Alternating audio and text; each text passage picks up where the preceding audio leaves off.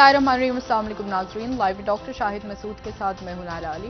नाज़रीन, पीटीआई की जानिब से मुनहरिफ अरकान के खिलाफ सुप्रीम कोर्ट में दायर दरख्वास्त पर आज फैसला देते हुए वज़ीर आला पंजाब का इंतखाब दोबारा करवाने का हुक्म दिया गया। दूसरी जानिब हुकूमत की जानिब से पेट्रोलियम मसनूआत की कीमतों में होशरुबा इजाफा आज एक मरतबा फिर किया गया है, जबकि कल हुकूमत के खिलाफ साबिक़ वज़ीर आज़म इमरान खान साहब परेड ग्राउंड में जलसे से खिताब करेंगे। इस समेत दिन भर जो अहम मौज़ूआत रहे उन पर बात करेंगे।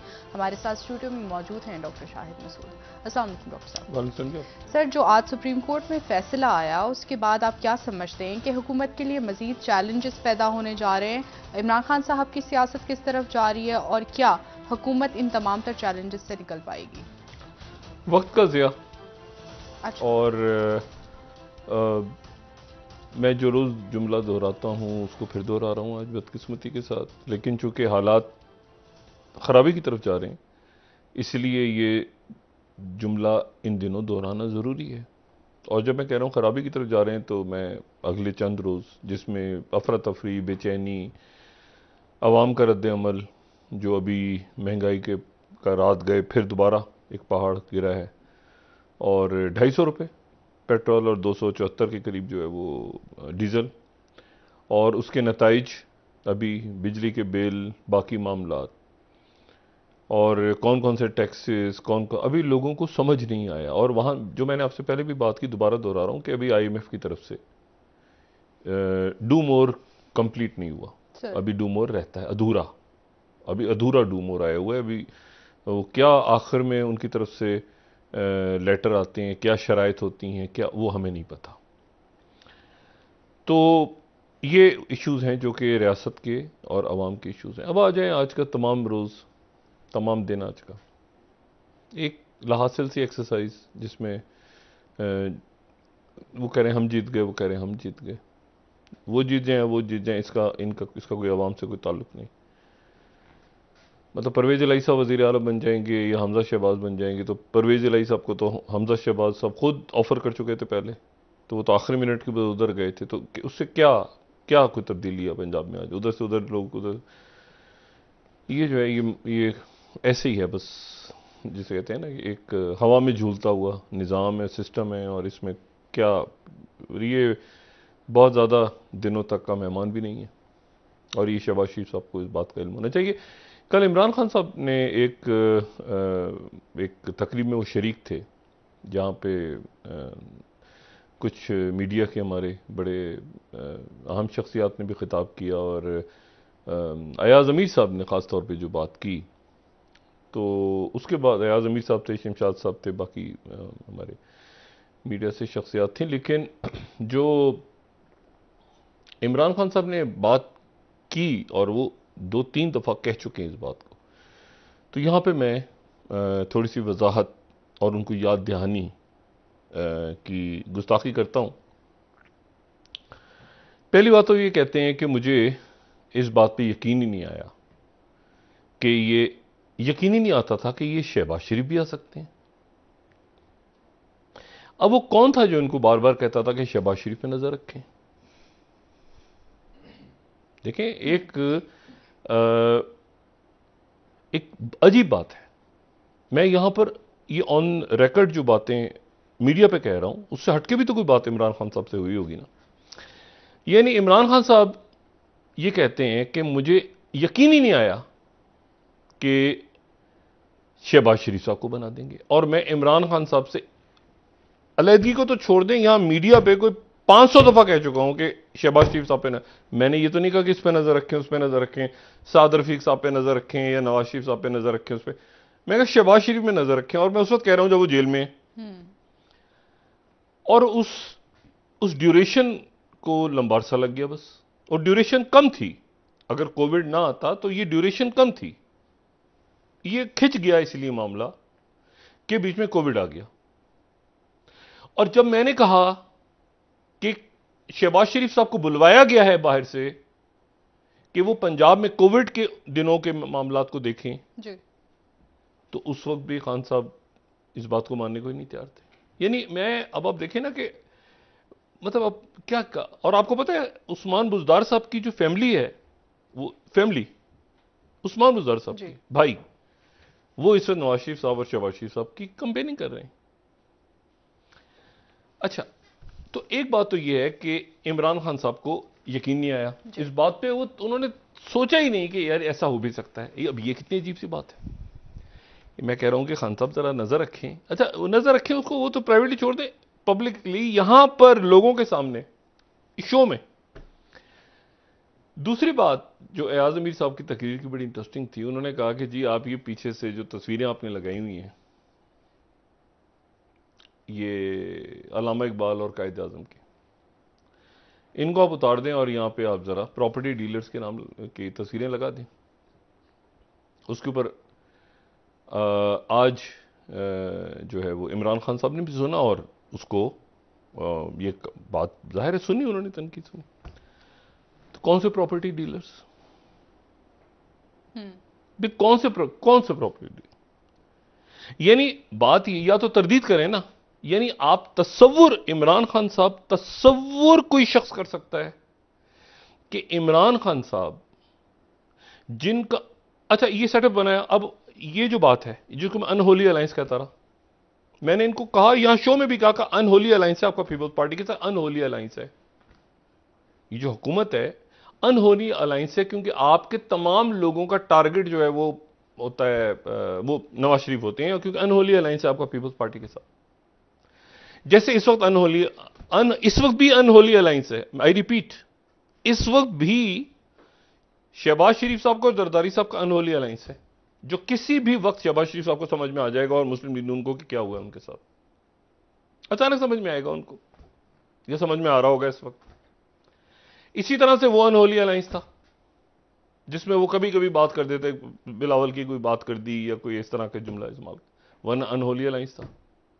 और दरमियान में अनहोली अलायंस को जो जोड़ने वाली शख्सियत थी, उनमें एक बिजनेसमैन, बड़े प्रॉपर्टी पाकिस्तान के जो शख्सियत है, नहीं अब मुझे, अच्छा वो जो प्रॉपर्टी की जो शख्सियत थी जिनकी तरफ इशारा किया एयाज अमीर साहब ने, और मैं जाहिर है कि इनके दोस्त हैं इमरान खान साहब के, इनके जो भी इनके ताल्लुकात, मैं हम कौन है बीच में भाई कहने वाली बात, वो इनसे ज्यादा जरदारी साहब के दोस्त हैं, वो इनको, इनके साथ तो वो हुकूमत में, वो जरदारी साहब के दोस्त हैं, वो कहते हैं जरदारी मेरे दोस्त हैं, मुझे हुकूमत में आता हूं भाई, मैं जो हुकूमत होती है उसका मुझे काम करना पड़ता है जी।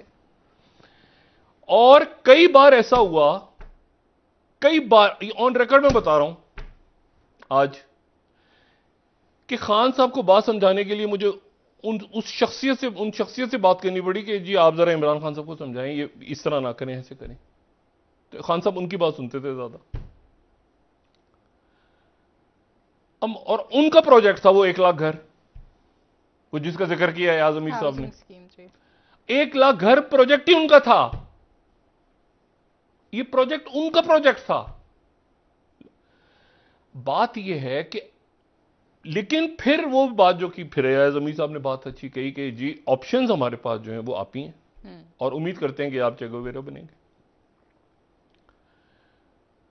तो लेकिन यहां पर भी छोड़ दें आप, देखें इमरान खान साहब के अंदर एक उम्मीद की जा सकती है इस बात की, और कि इमरान खान साहब पहली बार हुकूमत में आए, और ये जो तोड़ जोड़ और मुख्तलिफ मामलात हैं इसको वो समझ नहीं पाए, कौन उनके साथ है कौन उनके साथ नहीं है, उनके लोग टूट के चले गए, उन्होंने लोगों पे एतबार किया, ये बात बिल्कुल ऐसे ये हुआ है, हकीकतन हुआ है। इनको यकीन नहीं आया बहुत से लोगों का, इनको मतलब ये कहते हैं ना कि मुझे बताते रहे, मुझे पिछले साल से पता चल गया था, मुझे ठीक है, सारी बातें अपनी जगह, लेकिन इसमें बात जो है वो ये है सारी कि इमरान खान साहब का जो, मुझे अगर, मैं तो खैर अब इस पे जाहिर है कि उस पे अब क्या बात करनी, अब तो जो हो गया वो कहते हैं जब चिड़ियां चुग गई खेत। मैंने इनसे कहा शहबाज शरीफ साहब इस्टेब्लिशमेंट के या मुख्तदर हलकों के ज्यादा करीब है, तभी तो कहते हैं वो जूते और ये, मैंने इनको कहा भाई वो ज्यादा करीब है, आपसे ज्यादा काबिल कबूल है। इन्होंने कहा सवाल ही पैदा नहीं होता। मैंने कहा है, फिर मैंने यहां के शो में बार बार शहबाज शरीफ भी नजर रखें, शहबाज शरीफ। उसके बाद आप जरा ये देखें, सारी बातें छोड़ दें, सारी ये गलती हो गई, ये गलती हो गई, खुसरू बख्तियार कौन थे तो जहांगीर तरीन पे गलती हुई, तो अलीम खान जो थे वो जो चले हो गया सो हो गया। मगर आप मुझे ये बताएं कि इमरान खान साहब, अहम तरीन इशू क्या था? मैंने क्यों कहना शुरू किया कि एक पाई वापस नहीं आएगी? मैंने ये क्यों प्रोग्राम में कहना शुरू कर दिया था कि इमरान खान साहब एक पाई वापस नहीं ला पाएंगे, एक पाई? इसलिए कि आपने एहतसाब शहजाद अकबर साहब को दे दिया, हमारे इंतहाई मोहतरम है। और शहजाद अकबर साहब किसके रिकमेंडी थे? किसने रिकमेंड किया था शहजाद अकबर को? ओ भाई, एक ही इशू था, एक इशू, और बिला इम्तियाज था। पॉलिटिकल इंजीनियरिंग आपने नहीं, उसमें बिला इम्तियाज एहतसाब के ऊपर लोगों ने देखा कि यार आप उसमें पसंद नापसंद को नहीं करेंगे, बल्कि आप मेरिट की बुनियाद पर। उन्होंने कहा जी सिंध में करना ही नहीं है, शुगर मिले वो तो जरदारी साहब की है, पंजाब में करें। कभी आपने सुना सिंध के अंदर कोई छापा पड़ा हो? भाई मसला ये है कि अब ये जो चीज है ना, ये तो चले मुझे समझ में आती है सारी बात कि वो जो है वो गलती हुई और लोग धोखा देगा, और सियासत में है ये इलेक्टेबल्स, अब उम्मीद करते हैं कि इमरान खान साहब आएगा। मगर ये कैसे मुमकिन है कि आपने एहतसाब एहतसाब एहतसाब इंसाफ तहरीक, मतलब ये गलती जो है ना, इसके ऊपर मेरा खान साहब के साथ एक मामला अटका हुआ है। लेकिन डॉक्टर साहब, नहीं ये मुझे अगर ये इमरान खान साहब कहते हैं कि मैंने जहांगीर तरीन साहब के खिलाफ, ओ खुदाया, जहांगीर तरीन, अब सिंध में कुछ हुआ किसी शुगर मिल पे? मैं आप देखें मेरी बात, मैं आपसे कह रहा हूं कि वो जो है, इवन नवाज शरीफ साहब की कौन सी शुगर मिल पे क्या हो गया? वो ग्रुपिंग अंदर थी, वो आजम खान थे, वो कहां है आजम खान? वो यहां पे कोई अलम बुलंद करके खड़े हुए इनके साथ, इमरान खान के साथ।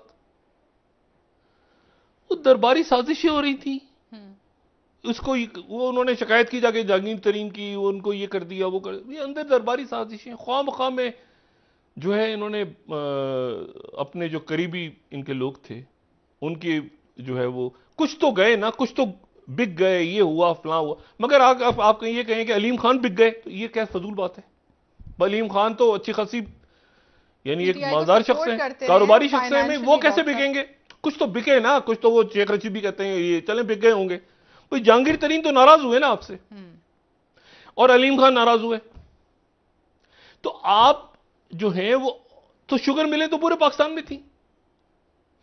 मेरा सिर्फ, और मैं उम्मीद करता हूं जैसे एयाज अमीर साहब ने कहा कि वो भी उम्मीद करते हैं जी कि आइंदा इमरान खान साहब जो हैं वो उन्होंने वो कुछ यानी सबक सीखा होगा और लर्न किया होगा। उस तरह मैं, और उन्होंने भी ढकी चुकी वो तस्वीरों की बात करके वो चले गए। मैं भी उम्मीद करता हूं कि इमरान खान साहब अपना जो बुनियादी उनका इशू, बुनियादी इशू नहीं है कि ये क्यों बैठा है तो ये क्यों बैठा, छोड़ दें। परवेज इलाही को कर दिया ना आखिर में चीफ मिनिस्टर। बात यह है कि आप सबसे पहले आप कहें कि मैंने कॉम्प्रोमाइज किसी सूरत नहीं करनी, किसी भी सूरत, और एहतसाब पे तो नहीं करनी, मैं क्या अक्रॉस द बोर्ड, उस पर वो चले जाते और ये पॉलिटिकल चेरी पिकिंग ना होती, और एक कोई तगड़ा ब्यूरोक्रेट या कोई तगड़ी कोई रिटायर्ड अदालती शख्सियत अच्छी, जिनका अच्छा नाम होता, ठीक है, कोई भी शख्सियत होती जावेद इकबाल साहब के अलावा,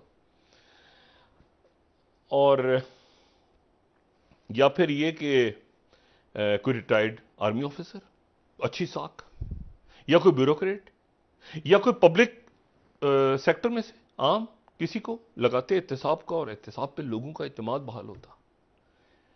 लेकिन ये है कि वो एक अजीबो गरीब सा, यानी उसको जिक्र ही कोई नहीं हो रहा। यानी असल बुनियादी इशू जो था, वो बुनियादी इशू ये था कि एक स्टेटस को बन गया मुल्क में जिसको आपने तोड़ना है, और आखिर में वो स्टेटस को क्या टूटा है? परवेज इलाही साहब इंतहाई काबिल एहतराम है, परवेज इलाही साथ खड़े। परवेज इलाही साहब को नवाज शरीफ साहब ने ऑफर कर दिया, वो उधर चले गए, क्या हुआ खुदा जान, ये स्टेटस को टूट रहा है। तो ये जो चीज है ना, इससे ये खान साहब इससे अगली दफा जब वजीर आजम बनेंगे, और हम उम्मीद करते हैं बनेंगे, तो वो कम से कम एहतसाब के, और ये जरा अपनी तकरीरों में बात करने शुरू करें ना। इनके पैसे बाहर पड़े हैं तो आप क्यों नहीं लाए, ये जरा बताएं ना इसको। मेरी तो इसको क्यों नहीं लेकर आए, किसने रोका? तो ये भी बात करें। और ये एहतसाब की जब तक बात नहीं करेंगे, क्योंकि असल स्टेटस को ये था, स्टेटस को तोड़ना आपने ये था कि आपने बिला इम्तियाज एहतसाब करना था, चेरी पिकिंग नहीं करनी थी कि पॉलिटिकली ये इस पार्टी का, ये पार्टी का, यार या इसका नाम किसी ने कह दिया कैसे छोड़ दें यार खान साहब, इसको जाने दें, तो आपने जाने दे दिया। तो ये है बुनियादी इशू। अच्छा अब इधर आ जाएं, तो ये उम्मीद इमरान खान साहब से, वो एयाज अमीर साहब की स्पीच को मैं बिल्कुल एंडोर्स करता हूं कि एयाज अमीर साहब ने जो बात की वो बिल्कुल दुरुस्त की, ठीक है। उसके बाद अब आ जाएं शहबाज शरीफ साहब पे, जो इमरान खान साहब को तो चले इल्म नहीं था, वो आए, फर्स्ट टाइम आए, हो सकता है वो हकीकतन समझते हो कि ये इस तरह एहतसाब हो जाएगा जिस तरह उन्होंने किया, अल्लाह जानता है। लोग उन्होंने गलत चुने, वो उम्मीद करते हैं कि वो बेहतर चुनेंगे, और ये एहतसाब वाले मामले पे वो आगे जाके जब हुकूमत में आएंगे तो वो इलेक्टेबल से जान छुड़ाएंगे, और जो भी नजरियाती लोग हैं उनको वापस अपनी सफों में, जैसे आमिर खान साहब से बात हुई, बाकी लोगों से बात इनकी हो रही है। अब आ जाए शहबाज शरीफ साहब पे।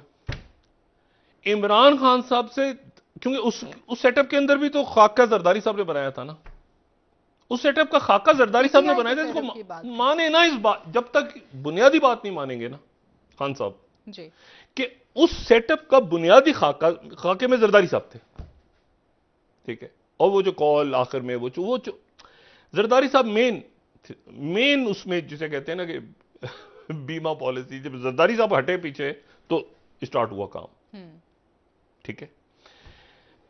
इस सेटअप, ये जो सेटअप है, इसमें जो इमरान खान साहब के साथ मामला था, फर्स्ट टाइम वो आए, बात उनकी 100% दुरुस्त कि मईशत में ये 2 साल का झटका जो बीच में लगा, और मैं हमेशा कहता रहा सबसे बड़ी कामयाबी ये है कि कोविड के 2 साल उन्होंने गुजारे, जिसको लोग शायद आज बाहर की दुनिया देखें आप जाके, तो सिर्फ एक यूरोप के शहर में 20,000 रेस्टोरेंट्स और होटल्स बंद हुए लॉकडाउन के नतीजे, यानी बंद हो गए, कारोबार बंद हो गए। तो ये जो फैसला था खान साहब का कि जिसमें इन्होंने इकोनॉमी को शट डाउन नहीं होने दिया, ये मेरा ख्याल से सबसे बड़ा, और कोई भी होता तो पैनिक में आके होता जाने के। अच्छा, फिर दूसरी बात कि पहला साल तो वो ग्रोथ, वो तो जाहिर है कि उसको क्या फिगर्स थी जो भी थी छोड़ दें, लेकिन आखिरी साल की ग्रोथ तो ज्यादा हुई जी, जो कि अब जिसका बड़ा सत्यानाश हो रहा है। हमारे भाई मिफ्ता इस्माइल फिर आ जाते हैं, फिर कहते हैं कि मैं नहीं आऊंगा दोबारा, मुझे हंसी आ जाती है कोई खराब खबर सुनाते हुए, वो फिर आ जाते हैं, और पहले से भी ज्यादा हंसी आ जाती है। अब खुदा जाने कोई गुदगुदी करता है, क्या होता है, हंसी उनको आ जाती है, कोई बुरी खबर सुनानी हो, वो मतलब तो फिर वो जनाब वो सुबह भी आए दोबारा, फिर रात को भी उन्होंने ऐलान किया। अच्छा, अब मसला ये है, अब फिर वो खुश, वो कहते भी हैं कि वो डर जाते हैं लोग, मैं टीवी पे आता हूं तो, अब वो यानी अब वो चल पड़ी है बात ना। एक तो हमने बहुत पहले कही थी, वो फिर हकीकतन चल पड़ी है बात, वो खुद भी उसको शायद एंजॉय करते हैं कि यार लोग बड़े खुश होते हैं सुन के कि यार मैं, मुझसे डरते हैं लोग कि मैं आ गया टीवी पे, मतलब मोहल्ले में निकलूंगा तो लोग भाग जाएंगे डर के, ठीक है ना। दूर दूर के गाँव में माएँ बच्चों को डराती हैं कि बच्चों गब्बर आ जाएगा, मतलब मिफ्ता इस्माइल आ जाए, लोग घरों में छुप जाते हैं, मतलब उनको होता है ख्याल। अच्छा, तो बहरहाल उन्होंने जनाब शहबाज शरीफ ने उससे घाटे का सौदा किया, उससे ज्यादा। वो तो घाटे का सौदा क्या, वो तो पहली दफा है ना, उन्होंने कहा इस तरह सेटअप इमरान खान ने, मैं सीखा है, और सीखे, डेफिनेटली सीखा है इमरान खान साहब ने, लेसन्स लर्नड, और उनकी बात से भी लगता है कि उनको अब एहसास हो रहा है। उन्होंने कहा ना, मैं सोच भी नहीं सकता था शहबाज भाई, मैं जहां झक मार रहा था बैठा हुआ, मैं आपसे कह रहा हूं, मैं शहबाज शरीफ को कह रहा हूं, कह रहे नहीं आ रहा, मैं कह रहा हूं आ रहा है, कह रहे नहीं आ रहा, मतलब इस तरह हो रही है गुफ्तगू, चलें जी, फिर ये पब्लिक में हो रही है, रोज में चला रहा हूं। डॉक्टर साहब आखिरी वक्त सुने ना, इमरान खान साहब काफी कॉन्फिडेंट थे ओहो, कि हुकूमत को कुछ नहीं होना, हुकूमतें जाती हैं, ऐसे ही होता है सर। ऐसे ही। मैंने बेनजीर भुट्टो साहबा से पूछा एक दिन जब वो हयात थी, मैंने कहा जी हुकूमत कैसे जाती है? मैंने कहा क्या होता कैसे 58-2 भी लगती है तो आपको पता कैसे चलता है? तो मोहतरमा कहती कुछ नहीं, मैं आराम से, मतलब जाहिर है इतने टीवी चैनल वगैरह तो नहीं थे जब ये हुकूमत गई फारूक लगारी साहब की, तो आराम से बैठे बैठे वो मिलिट्री सेक्रेटरी एंटर हुए बीबी के, और बीबी कहती हैं कि वो आके कहते हैं कि प्राइम मिनिस्टर साहिबा कैसी हैं आप, ये वो सब ठीक ठाक है, ये वो, तो आपके साथ बड़ा अच्छा रहा, बड़ा अच्छा एक्सपीरियंस रहा। तो बीबी कहती है कि मैंने कहा ये पास्ट में क्यों यूज कर रहे हैं? उन्होंने कहा जी आपके साथ एक्सपीरियंस बड़ा अच्छा रहा, और ये है कि बाकी वो टीवी पे आपको इश्यू वगैरह हो तो यहाँ पे हम मौजूद हैं, तो ये वो, तो कहती है देन आई रियलाइज कि कुछ मतलब हो गया, होने वाला है, कुछ हो चुका है, हो चुका है, मतलब असेंबली में डिसॉल्व, आपके साथ अच्छा एक्सपीरियंस रहा, और ये कि मीडिया से थोड़ा हम दूर, ये वो बाहर, स्टाफ चेंज पूरा। अच्छा, अब मसला ये सारा पता नहीं चलता आखिर तक, ये इक्तिदार चीज ही ऐसी कि पता नहीं चलता। दुनिया में सबसे ज्यादा इल्म किसको होता है? सबसे ज्यादा DGISI, इमरान खान साहब वही कहते हैं ना कि डीजी मुझे खबरें पता चलती थी। मैं इस बात से एग्री नहीं करता कि सबसे ज्यादा इंफॉर्मेशन DGISI के पास होती है, मैं एग्री नहीं करता जाती तौर पे, आई मे बी रॉन्ग। अगर सबसे ज्यादा इंफॉर्मेशन DGISI के पास होती तो क्या 12 अक्टूबर 1999 को नवाज शरीफ DGISI को आर्मी चीफ बनाते मुशर्रफ साहब को हटा के? तो उस दिन अगर सबसे ज्यादा कोई इल इन्फॉर्म्ड शख्सियत थी तो DGISI थे। वो चारों तरफ झगड़ा हो गया, इमरान सॉरी नवाज शरीफ साहब ने कहा कि यार DGISI को मैं चीफ बना देता हूं, ये तो यार, तो पता चला झगड़ा चारों तरफ से, वो कहीं से जनरल महमूद निकल रहे हैं तो कहीं से, तो मसला ये है कि ये इसको सिस्टम, अब शहबाज शरीफ साहब का ये पूरा खाका जरदारी साहब ने बनाया। अब जरदारी साहब को भी आउटसोर्स किसी ने की है ना, जरदारी साहब चलें साहब, इसमें से हर गुजरते दिन के साथ ये अब इमरान खान ने क्या, अब देखिए पॉलिटिक्स में जबरदस्त काम जो इमरान खान ने किया है या हो गया है, ये मौजूदा जितना सेटअप है ये इमरान खान में इंगेज हो चुका है मुकम्मल तौर पे। जो मैंने पहले दिन से कहा था, ये सकिन हो गए। सुबह 2 गोलियां इमरान खान, दोपहर को 2 गोलियां, शाम को शरबत इमरान खान, रात को सोने से पहले नींद की गोली इमरान खान, सुबह फिर नाश्ते पे, मतलब इनकी जिंदगी इमरान खान पे फिक्स हो गई आके। और कल इमरान खान फिर जलसा करने जा रहे हैं परेड ग्राउंड, कल फिर इमरान खान होंगे, इनके वजीर आते हैं इमरान खान, प्लानिंग क्या है आपकी आगे मुस्तकबिल की इमरान खान, माजी क्या है इमरान खान, अब क्या आज क्या हो रहा है इमरान खान, कल क्या कर रहे हैं इमरान। ये सकिन हो गया इमरान खान के अंदर, और इमरान खान मुकम्मल तौर पे कामयाब हो गए इस बात में कि इनको काम ना करने दें, इनको ब्लॉक कर दें। जो पंजाब में जो हुआ है, अदम इस्तेकाम रहेगा 22 जुलाई तक, ये होगा वो होगा, क्या इमरान खान ने पंजाब को आगे पीछे दाएं मरकज पंजाब इधर उधर इनको ब्लॉक करके रख दिया जी। और ये उससे निकल नहीं रहे, और घाटे का सौदा किए जो मैं रोज कहता हूं। और ये गवर्नमेंट, ये हुकूमत शहबाज शरीफ साहब की, अगला साल छोड़ दें आप, जिंदगी रही तो हम भी इधर ही हैं, ये खींच के ले जाएं ये साल भी तो बहुत बड़ी बात होगी, ये खींच के ले जाएं अगला 1.5 महीना भी तो बहुत बड़ी बात होगी। और ये बात क्यों कह रहे हैं डॉक्टर साहब? कर रहा हूं, जैसे मैं कहता शहबाज शरीफ पे नजर रखें, वो तो मैं लंबी बात करता था ना, वो कोविड आ गया बीच में, वरना तो टक था वो। ये शहबाज शरीफ साहब खींच के ले जाएं, खींच के ले जाएं इसको 1.5-2, ये एग्जॉस्ट। अब मरियम नवाज साहिबा आ रही हैं जो जल्द से शुरू कर रही हैं, उनके लिए जल्द से शुरू कर रही हैं मरियम नवाज साहिबा, जो कि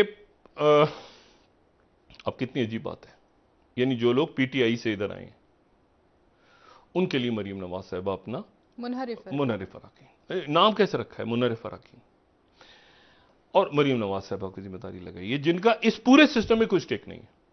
लेकिन ठीक है, मर्जी है, हमारा काम तो कहना है कि भाई आप अपनी पार्टी का पॉलिटिकल कैपिटल बिल्कुल ही, वो कहते हैं ना, उड़ा दिया, सर कलम ना करें आप, लेकिन वो कर रहे हैं। अब होटल में लोग जमा, ये जमा, वो इखलाकी तौर पे इखलाकी जवाब बहुत बड़ा जो होता है ना अदालत के अंदर, मैं कहता हूं हमेशा लोगों को डर के नहीं खड़ा होना चाहिए, जज आए तो लोग डर के खड़े हो जाएंगे, हम खड़े नहीं हुए तो यार हमें तौहीन अदालत लग जाएगी। टीचर से डर के बच्चों को नहीं खड़ा होना चाहिए, बुजुर्गों से डर के बच्चों को नहीं खड़ा होना चाहिए, अदब से खड़ा होना चाहिए, इज्जत से खड़ा होना चाहिए। जब ये इखलाक होता है, इखलाकी जवाज होता है। बच्चे छोटे होते हैं तो डरते हैं, अच्छा जी वालिदैन आ गए, बच्चे डर के खड़े हो जाते हैं। लेकिन एक खास उम्र में वालिदैन की जब उम्र होती है, असातिज़ा की उम्र होती है खास, बड़े बड़े डॉक्टर्स, इंजीनियर्स, प्रोफेसर्स जाके अपने असातिज़ा के पैरों को हाथ लगाते हैं। इज्जत, वो डरते तो नहीं है, वो क्या बूढ़े ज़ईफ हो कहते हैं। हमारे टीचर थे यार यूनिवर्सिटी के अंदर, कॉलेज में, ये हमारे मोहल्ले के अंदर इमाम मस्जिद थे, ये कोई प्रोफेसर थे, कोई बड़े थे, कोई बुजुर्ग थे। बात यह कि इखलाकी जवाज बहुत इंपॉर्टेंट होता है, वरना तो अगर इखलाकी जवाज ही नहीं है, एक बदमाश है, जरा सी उसकी ताकत खत्म होती है, उसका जो नंबर 2 बदमाश होता है उसको मार देता है और खुद की जगह सीट पे बैठ जाता है जाके। इखलाकी इसमें नहीं होता कुछ, इखलाकी जवाज ही इंपॉर्टेंट होता है। जब इखलाकी जवाज ही नहीं है एक सेटअप का, सिस्टम का, तो वो कितनी देर तक उसको खींच के रखेंगे, ये और इनके इत्तेहादी सारे। ये अनकरीब आपको बेजार होते नजर आएंगे। और ये मैं इन्फो एनालिसिस दे रहा हूं अपना, इन्फो एनालिसिस, कि अनकरीब ये बेजार होते नजर आएंगे आपको, ये भी और इनके इत्तेहादी भी, हर गुजरते दिन के साथ। मैं दोबारा आज ये बात इसलिए दोहरा रहा हूं क्योंकि अब जरा दिन तेज हो गए हैं ना, तो थोड़ा सा पाकिस्तानी सियासत पे बात करना जरूरी हो गया। दिन तेज हो गए हैं, जबरदस्त के ऊपर जो है वो 400 कितनी थी, 200 थी ना, तो 400 कर दें आप इसको। अभी दिन हफ्ते हैं, इनसे नहीं संभलेगा, क्योंकि इन्होंने तो बिल्कुल ही जो है ना, यानी इमरान खान साहब तो सारी बातें मान लेते थे, तो ये तो बिल्कुल, वो जो कहते हैं ना, इनको एक खास लफ्ज इस्तेमाल करते हैं इनके लिए, वो उसके बावजूद भी काम नहीं चलेगा। और दूसरी जो बात है वो ये है कि मतलब रिलीफ नहीं मिलेगा किसी केस में। ये सारे केसेस अदालतों में नजर रखें, सब अदालतें उड़ाएंगी, सब अदालतों में नजर रखें, सब उड़ाएंगी अदालतें, ये सब ठुस होगा। इमरान खान एक ऐसे तरीके से गए जिसको लोगों ने अंडरस्टैंड नहीं किया। लोगों ने कहा कि यार ये क्या हाँ, मतलब है कि ये कैसे हुआ है, कुछ लोग समझ नहीं पाए। अभी तक लोग कंफ्यूज हैं कि इमरान खान कैसे गए। लेकिन वो एक स्मूथली, अब मैं जो अल्फाज इस्तेमाल कर रहा हूं, बड़ा इसको मैं एहतियात से अल्फाज इस्तेमाल कर रहा हूं। इमरान खान के लोगों को लेकिन ये क्या हुआ यार,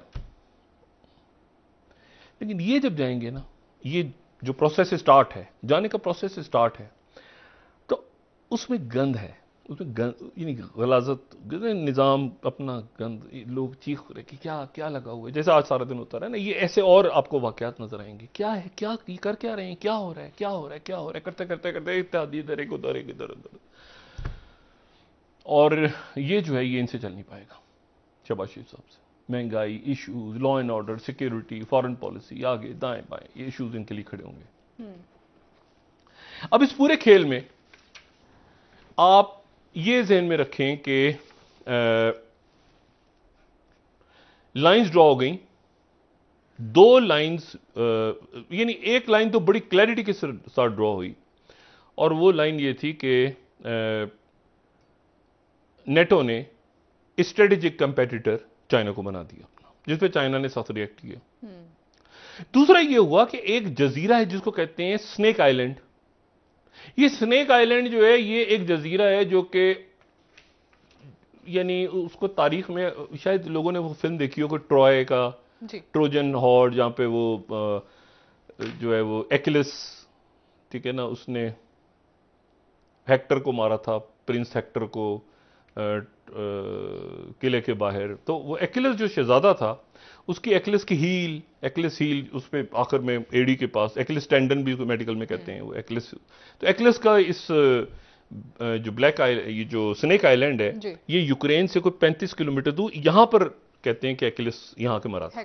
एक्लिस यहां के मरा था। एक्लिस हील के जो है ना, एक्लिस हील या एक्लिस टेंडन, वो जो ट्रोजन वॉर वाला जो था, ट्रोजन वॉर का हीरो ट्रॉय।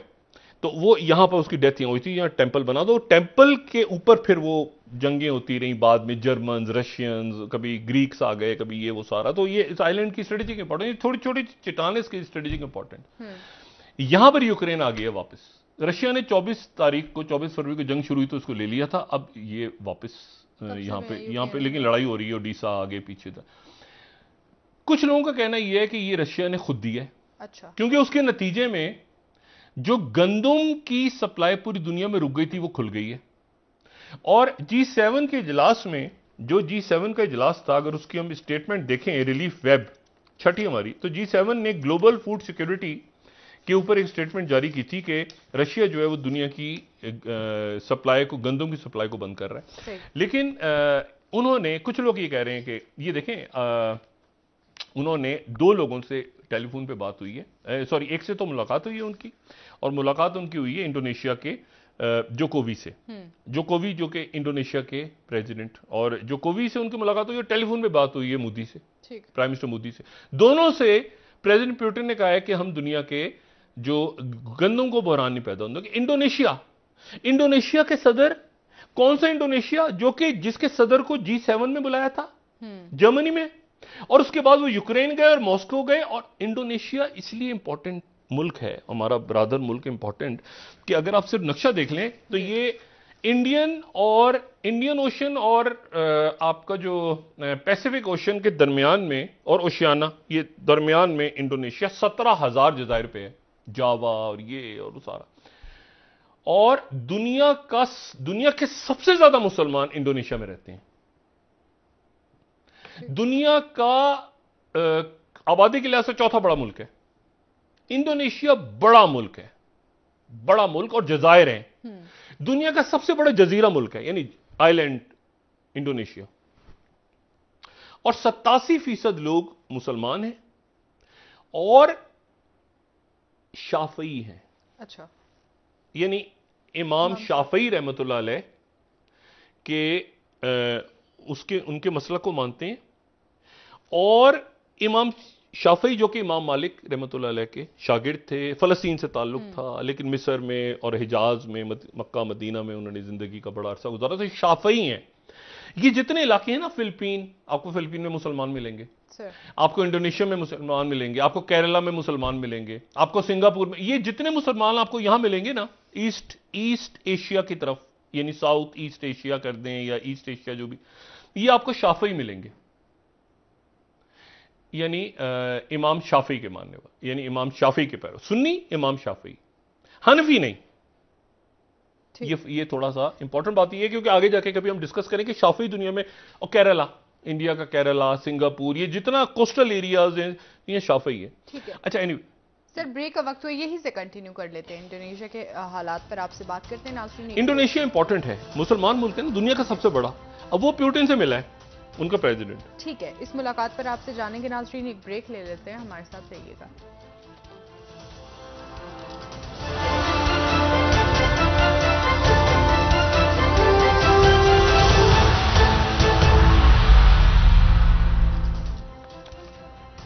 वेलकम बैक नाज़रीन। जी डॉक्टर साहब, आप बात कर रहे थे इंडोनेशिया के हवाले से, उनके सदर की मुलाकात हुई है, बातचीत भी हुई है और मुलाकात भी हुई है। हाँ, ये इंपॉर्टेंट इसलिए है कि जो हम बात करते हैं ना मुसलमान दुनिया की और मुसलमान दुनिया की क़यादत की, तो हमारा फौरन जहन जाता है मशरिक़ वस्ता की तरफ, और मशरिक़ वस्ता की तरफ जाता है। और ये कतर के अंदर जो ईरान के मुज़ाकरात हो रहे हैं अमेरिका के साथ, वो तेज़ी के साथ हो रहे हैं। उसमें न्यूक्लियर से दोनों तरफ से बयान आएंगे कि नाकाम हो रहे हैं, लेकिन अमेरिका के लिए भी जरूरी है कि ईरान के साथ लचक दिखाए, और ईरान के लिए भी जरूरी है कि अमेरिका के साथ लचक दिखाए। उनके कुछ 14वें वजीर आजम ने, इसराइल के निगरान जो हैं उनके, या पे दोनों ने आज हलफ उठा ली, उनकी पार्लियामेंट डिसॉल्व हो गई। नफ्ताली बेनेट जो है वो काबीना वबीना में कहीं तो बैठे हैं, इलेक्शन में से नेतन्याहू की तैयारी हो रही है, 1 नवंबर को इलेक्शन है उनका। लेकिन ये है कि ये जो नए उनके इसराइल के आए हैं यपिड, ये 5 जुलाई को जाएंगे फ्रांस, और फिर उसके बाद ये 2 हफ्ते में इन्होंने बाइडेन को रिसीव करना है। उससे पहले बाइडेन के लिए ज़रूरी है कि ईरान पे प्रोग्रेस हो जाए, और ईरान के लिए भी ज़रूरी है बाइडेन पे अमेरिका के साथ प्रोग्रेस हो जाए। उसकी वजह यह है कि टर्की ने बहुत बड़ा डिप्लोमेटिक आप समझें कि फतह हासिल की है। डिप्लोमेटिक फतह उन्होंने ये हासिल की है कि उन्होंने ये नेटो के, अच्छा अभी तक ओके नहीं किया। आज भी एर्दोगन ने कहा है, तैयब जो प्रेसिडेंट तैयब एर्दोगन है, उन्होंने कहा है कि हम ये हो सकता है दोबारा ब्लॉक लगा दें नेटो के ऊपर, ये फिनलैंड और स्वीडन के ऊपर, क्योंकि हमें फौरी तौर पे वो तमाम लोग चाहिए मुनहरफीन जो कि 2016 की कू के अंदर मुलविस थे और जो कि मुलविस थे इसमें, जो स्वीडन में और इधर उधर पनाह ले ली थी जिन्होंने, और जो कुर्द वुर्द वहां बैठे हुए सारे, हमें फौरी इन्होंने लिस्ट भेजी, फौरी चाहिए वरना ब्लॉक लगा दें फौरी तौर पे। और साथ ही उन्होंने ये भी मैसेज भेजा अमेरिकन को कि ये F-35 तैयारों के ऊपर से पाबंदी हटाएं आप। S-400 ले चुके हैं वो रशिया से, लेकिन इस खेल में टर्की ने एक पोजीशन लेनी है कि क्या वो नेटो के साथ रहेगा या वो रशिया के साथ रहेगा। तारीखी तौर पे रशिया के अगेंस्ट रहा है तुर्की, तो इस बात के कभी इम्कानात हैं कि तुर्की जो है वो नेटो के साथ जाए। वो चला गया है नेटो के साथ, क्योंकि उसने देखे ना फिनलैंड और स्वीडन और ये सारा मामला, और वो यानी अभी तो जाहिर है कि सबसे ज्यादा टूरिज्म वहां पे रशियंस आते हैं, रशियंस की इन्वेस्टमेंट्स बहुत हैं, ये सारा। लेकिन ये है कि टर्की को भी जल्द एक पोजीशन लेनी होगी कि उधर रहना है रशिया के साथ या नेटो की तरफ जाना है। लेकिन न्यूट्रल भी तो हैं बहुत सारे। नहीं, न्यूट्रल तो अभी इस वक्त तो मेरे ख्याल से वक्त खत्म हो रहा है न्यूट्रल का। ये बैलेंसिंग एक्ट, ये बैलेंसिंग एक्ट है, ठीक है, ये बैलेंसिंग एक्ट है कि जैसे बैलेंस कर रहे हैं, जैसे prime minister Modi India balance कर रहे हैं, लंबे अरसे नहीं कर पाएंगे, लंबे अरसे नहीं कर पाएंगे। जब थ्रेट नंबर 1 है ना, थ्रेट नंबर 1 रशिया ने डिक्लेयर कर दिया नेटो के, और आपको मतलब ट्रेड जो है वो चाइना के साथ है, आप जो जियोपॉलिटिकली आप यहाँ पे मौजूद हैं, बहुत ज़्यादा कितनी टेक्नोलॉजी आपसे शेयर वो करेंगे, कितनी आपसे डिस्कशंस करेंगे, गुडी गुडी रहेंगे, कोविड ले लो, ये ले लो, फलां ले लो। बुरे वक्तों में एहसास होता है, बुरे वक्तों में पता चलता है दोस्तियों का, जब ये कोविड फैला हुआ था इंडिया में। और मैं आपको मैं आपको बताऊं, आप जो इंडिया के डॉक्टर्स के साथ, इंडिया के जो मेडिकल प्रोफेशनल्स हैं या जो उनके साइंटिस्ट बड़े दोस्त है बाप, उनके साथ काम करने का भी जिंदगी में मौका मिला पाकिस्तान से बाहर। कमाल के लोग हैं उनके, आप उनके साइंटिस्ट और उनके डॉक्टर्स, और ये उनकी जो वैक्सीन है, मैं जाती तौर पे किसी भी तरह उनकी वैक्सीन को जो कोविड के दौरान तैयार की, मैं जाती तौर पे किसी भी तरह उनकी वैक्सीन को, वो जो एस्ट्राजेनेका और ये वो फाइजर, उस जमाने में चीखते रहे कि ये क्या कर रहा है, मैं वेस्ट उनसे कम नहीं, लेकिन उन्होंने वो ठप्पा लगा के नहीं ये इंडिया के हैं तो ये ना, वो उनको तंग किया, प्रॉपर तंग किया उस एक, लेकिन वो पी गए। इनके जो जयशंकर है उनका कमाल ये है, मैं इसीलिए कहता हूँ ना, बाज के जो फॉरेन मिनिस्टर्स हैं उनको पॉलिटिशियन नहीं होना चाहिए, टेक्नोक्रेट होना चाहिए। अब जयशंकर का कोई ताल्लुक नहीं है उधर क्या बीजेपी कर रही, क्या वो जयशंकर लगे हुए हैं और कामयाबी से लगे हुए हैं, क्योंकि वो मुतनाज़ अपने मुल्क की सियासत पे बात नहीं करते। हमारे यहाँ मसला ये है कि हमारे यहाँ जो फॉरेन मिनिस्टर आता है वो, उसने जैसे शाह महमूद कुरैशी अच्छे फॉरेन मिनिस्टर, लेकिन मुल्तान की सियासत, पंजाब की सियासत वो अपनी जगह है, जहांगीर तरीन को निकालो, ये करो, फलां करो। एनीवे, अब मसला ये है कि तो वो वहां पर वो लगे हुए सारे, ये पूरा का पूरा जो यानी पूरा जो खित्ता है और रीजन है वो इंतजार कर रहा है कि पाकिस्तान में स्टेबिलिटी आए। और आज अमेरिकन एम्बेसडर जो कि गालिबन 23 या 24 तारीख को पाकिस्तान आए थे, उन्होंने उनकी असनाद जो है वो कबूल कर ली प्रेसिडेंट आरिफ अलवी साहब ने। और आज सुबह जो है वो आर्मी चीफ की मुलाकात हुई शहबाज शरीफ साहब से, और शहबाज शरीफ साहब, मैं अपनी उस खबर पे कायम हूं जो 4 रोज पहले मैंने दी थी, एक खबर दी थी मैंने कोई खित्ते के अंदर अलायंसेस के हवाले से, मैं उस खबर पे कायम हूं। सही, क्योंकि वो मैं अभी जब आ रहा था, मैं बाहर था मुल्क से, जब मैं आया हूं तो मैंने पहले ये बात मगरबी ममालिक में सुनी, फिर ये मैंने मिडल ईस्ट के अंदर सुनी, और मैं उस अपनी सोर्सेस पे कायम हूं कि वहां पर जो अलायंसेस बनने जा रहे हैं उनकी सरबराही के लिए पाकिस्तान से रिक्वेस्ट की गई है। सही, बहुत शुक्रिया डॉक्टर साहब। नाज़रीन, प्रोग्राम का वक्त खत्म हुआ, कल इंशाल्लाह दोबारा आपसे मुलाकात होगी। मुझे नायला अली को इजाजत दीजिए, अल्लाह हाफ़िज़। जी डॉक्टर, अपना दोस्तों रिश्तेदारों को, दोनों के लोगों का सब ख्याल रखिएगा। अल्लाह हाफ़िज़।